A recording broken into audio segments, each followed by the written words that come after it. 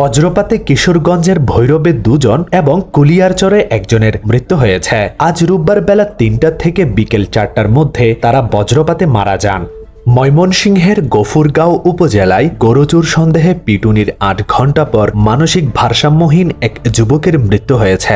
গতকাল শনিবার দিবাগত রাতে পিটুনির শিকার হাইদুল আকন্দ নামের ওই যুবককে আজ রোববার সকালে উপজেলা স্বাস্থ্য কমপ্লেক্সে ভর্তি করা হয়। সেখানেই তার মৃত্যু হয়। রংপুরের মিঠাপুকুরে 7 বছর বয়সী এক শিশুর লাশ উদ্ধার করেছে পুলিশ।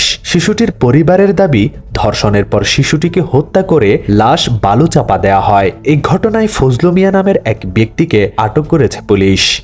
চট্টগ্রামের সীতাকুণ্ডে সড়ক দুর্ঘটনায় একজনের মৃত্যু হয়েছে। তার নাম মোহাম্মদ হাসান। মৃত্যুকালে তার বয়স ছিল 45। আজ রোববার সকাল 6:30টার দিকে উপজেলার ভাটিয়ারি বিএম গেট সংলগ্ন বানুরবাজার এলাকায় ঢাকা চট্টগ্রাম মহাসড়কে অজ্ঞাতনামা গাড়ির ধাক্কায় তার মৃত্যু হয়।